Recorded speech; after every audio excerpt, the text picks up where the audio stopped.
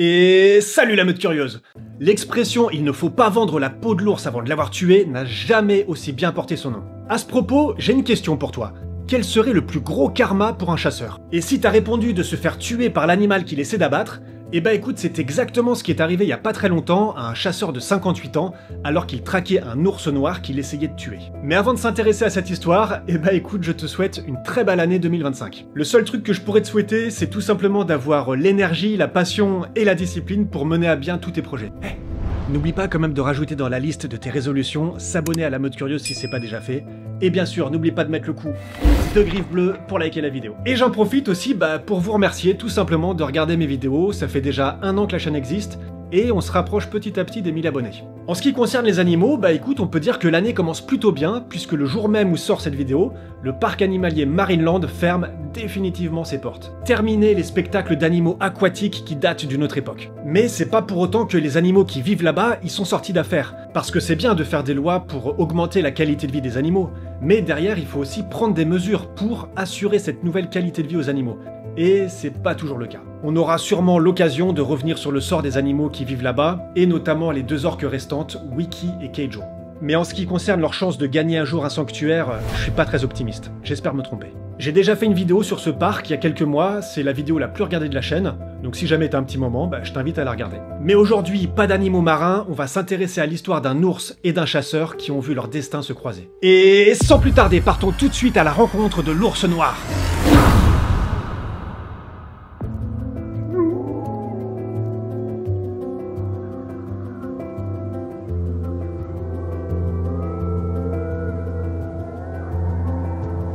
Alors l'histoire que je vais te raconter aujourd'hui, elle a été pas mal partagée sur les réseaux sociaux, tu me diras si t'en as déjà entendu parler. Un chasseur a été tué par un ours qui est tombé d'un arbre. Mais quasiment aucun article que j'ai pu lire ne précisait de quel type d'ours il s'agissait. Ours noir, ours brun, ours polaire... Bon, je me doutais bien que c'était pas un ours blanc, mais pour les 2 autres, je savais pas vraiment. Donc j'ai fait mes petites recherches et j'ai découvert que en Virginie, c'est l'état dans lequel s'est passé l'accident, il y avait quasiment que des ours noirs. Et j'ai découvert aussi que notre chasseur du jour, il avait développé un amour débordant pour l'ours noir et il adorait se prendre en selfie avec eux. Mais regardez si c'est pas mignon ça, il fait un petit câlin à un ours endormi. Bon, on aura l'occasion d'y revenir un peu plus tard, mais je suis pas sûr qu'il soit endormi l'ours. Donc si jamais t'as voté pour l'ours noir sur le petit sondage que j'ai fait sur ma chaîne, t'as gagné. T'as gagné quoi? Rien du tout. L'ours noir, il est plus petit que ses 2 cousins, l'ours brun et l'ours blanc. Il mesure entre 1,40 m et 2 m. Les femelles pèsent en moyenne entre 70 et 80 kg et les mâles 120 kg. On a quand même déjà retrouvé des mâles de 400 kg, mais ça reste extrêmement rare. C'est une très belle bête, mais on est quand même loin du gigantisme de l'ours brun et de l'ours blanc. Il peut vivre jusqu'à 25 voire 30 ans, mais son espérance de vie dans la nature, elle se situe plus aux alentours de 10 ans. On a souvent tendance à l'oublier, mais la vie sauvage, elle est rude. Surtout quand les chasseurs s'en mêlent. L'ours noir, il est très timide, donc pas facile à dénombrer, mais on estime qu'il existe environ 600 000 ours noirs en Amérique du Nord. Malgré son nom, qui peut nous induire en erreur, il est pas forcément noir. Son pelage, il peut varier sur différentes touches de couleurs, en allant du noir, en passant par le brun, le blond, le gris, voire même le blanc. L'ours Kermode, par exemple, qui est une sous-espèce de l'ours noir, vit en Colombie-Britannique et au Canada. Et certains de ces individus, ils sont appelés ours-esprits à cause de leur couleur blanche. Ça, c'est dû à un phénomène de leucisme qui est une sorte d'absence ou de dégénérescence des cellules pigmentées. Et pour la petite histoire, les Amérindiens, ils ont protégé et n'ont pas dévoilé l'existence de ces ours-esprits aux Européens par peur des chasseurs et des trappeurs. Et on peut dire qu'ils ont bien fait parce que, clairement, aujourd'hui, ça serait une espèce de plus dans la longue liste des espèces disparues. Pendant l'hiver, l'ours noir, il va rentrer dans une sorte d'hibernation pendant quelques mois, et quand il pense, c'est quand même un truc de fou l'hibernation. Sa température corporelle va baisser de quelques degrés, son rythme cardiaque va ralentir et sa respiration va diminuer. Pendant cette trêve, il va pas avoir besoin de manger et il va vivre grâce à ses réserves de graisse. Et là où pour moi il passe vraiment au stade de légende, c'est que le gars, il a même pas besoin de déféquer. Respect. Alors, en réalité, il hiberne pas vraiment, c'est plus un sommeil léthargique parce qu'il peut très bien se réveiller s'il se sent menacé. Donc vraiment, je te conseille pas de t'approcher de cette tanière. En plus, si tu veux lui échapper, ça va être difficile, il court très vite.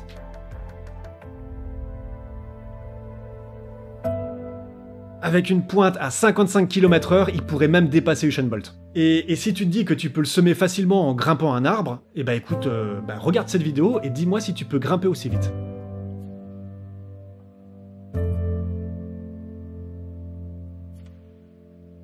Mais t'inquiète pas, contrairement à ce qu'on croit, l'ours noir, il attaque très rarement l'homme. On va retrouver globalement deux types d'attaques. Il y a l'attaque prédatrice, qui est extrêmement rare. Bon, là, c'est quand l'ours, il te considère comme un casse-croûte. Bon, c'est quand même embêtant parce qu'il va falloir se battre jusqu'au bout. Et on va retrouver aussi l'attaque défensive. Typiquement, ça va être la mère qui va protéger ses oursons. Et crois-moi, la mère, elle a bien raison de défendre ses petits coûte que coûte. Parce que c'est un long chemin pour devenir un ours noir grand et puissant. La saison des amours, elle a lieu en juin et juillet. Ensuite, la mère, elle doit trouver durant l'été de la nourriture en qualité pour passer l'hiver et atteindre un poids suffisant pour que les embryons puissent se développer à l'automne. C'est ce qu'on appelle une implantation retardée. Bon, encore une fois, je fais genre, je connaissais pas avant de me renseigner. Les ours qui ne sont pas en assez bonnes conditions à l'arrivée de l'hiver peuvent interrompre leur grossesse. En général, 1 à 3 oursons, parfois 4, voire même 5, vont naître dans la tanière à la fin du mois de janvier et au courant février. Ils sont vraiment tout petits et ils ne pèsent que 300 grammes chacun. Et la mère, elle va s'occuper d'eux pendant 2 à 3 ans. Tu m'étonnes qu'elle les défende, ces petits.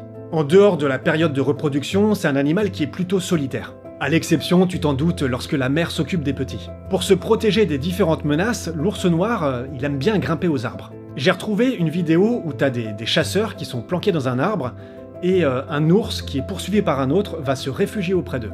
Et tu vas voir, à aucun moment il ne se montre menaçant vis-à-vis des chasseurs.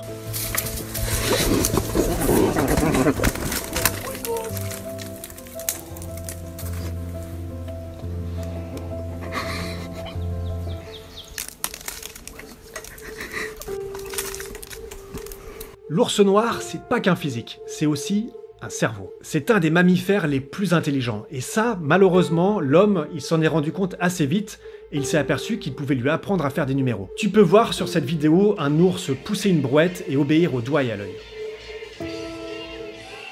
Mais parfois, l'animal, il se dit « Mais attends, je suis quand même 10 fois plus fort que toi, pour qui tu te prends ?»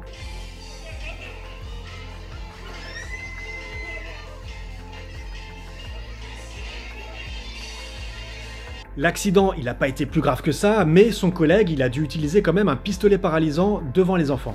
Drôle d'époque quand même.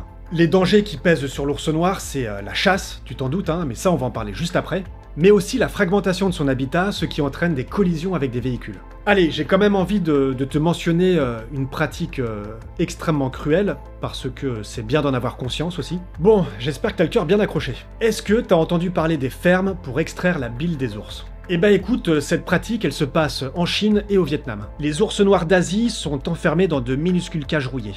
La bile, elle va être prélevée directement sur l'ours à l'aide de cathéters introduits dans la vésicule biliaire. L'animal, il est souvent drogué pour le manipuler plus facilement et affamé pour produire plus de bile. Les prélèvements ont lieu 4 fois par an. Parfois, il arrive même qu'une patte de l'ours soit coupée alors qu'il est encore vivant pour en faire de la soupe.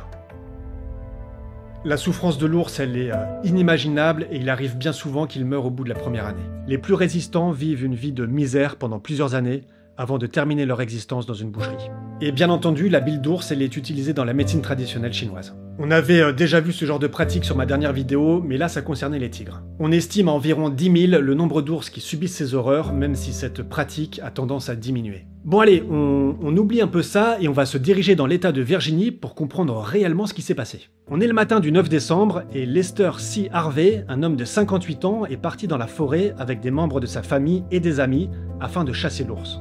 Le petit groupe d'amis, accompagné de leurs nombreux chiens, ils sont très contents parce qu'ils sont sur la piste d'un ours noir qui essaie tant bien que mal d'échapper à la meute enragée.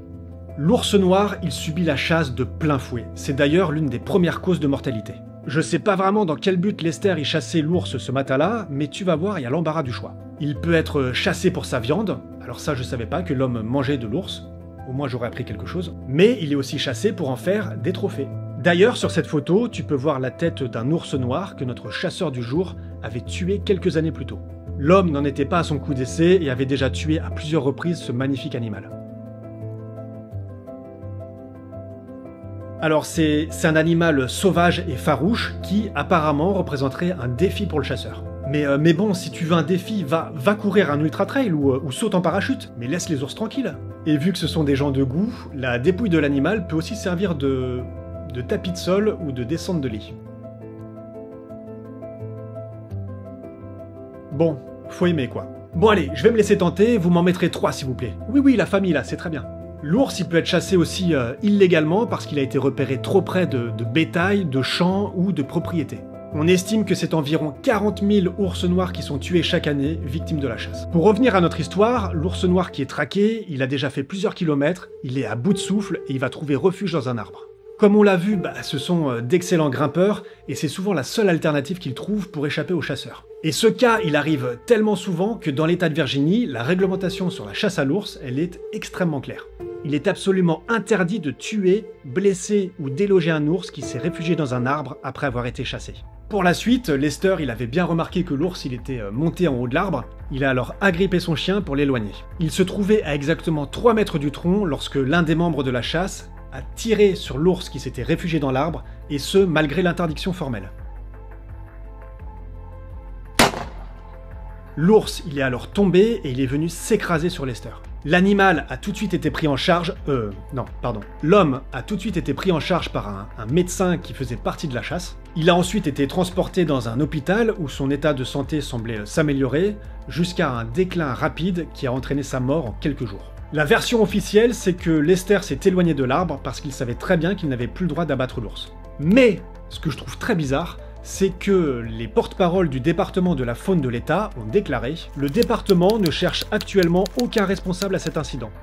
Non mais c'est quand même fou cette déclaration. Comme si le fait de connaître exactement les causes du tir n'arrangeait pas du tout les chasseurs et que tout le monde s'était mis d'accord. Son fils publiera un message sur Facebook « Papa faisait ce qu'il aimait le plus, chasser l'ours avec moi et certains de ses amis lorsqu'il a été blessé. » Bon, je reste convaincu qu'il y a des activités bien plus sympas. Bon, on saura jamais ce qui s'est vraiment passé, si c'était un acte délibéré de la part de l'autre chasseur, ou si alors ils s'étaient tous mis d'accord pour abattre l'animal qu'ils traquaient déjà depuis plusieurs heures. J'ai quand même ma petite idée sur la question, hein, mais bon, ça reste des spéculations, donc je vais la garder pour moi. Ils étaient tous d'accord. En tout cas, voilà comment la bêtise a pris la vie de 2 êtres vivants, notamment celle d'un magnifique animal qui aurait dû être épargné parce qu'il s'était réfugié dans un arbre. Et voilà la meute. J'espère que cette vidéo t'aura plu. On se donne rendez-vous dans 2 semaines, et si jamais tu veux regarder une autre vidéo que j'ai faite pendant ton hibernation, eh ben écoute, tu peux regarder celle-là, et moi je te dis à très vite la meute.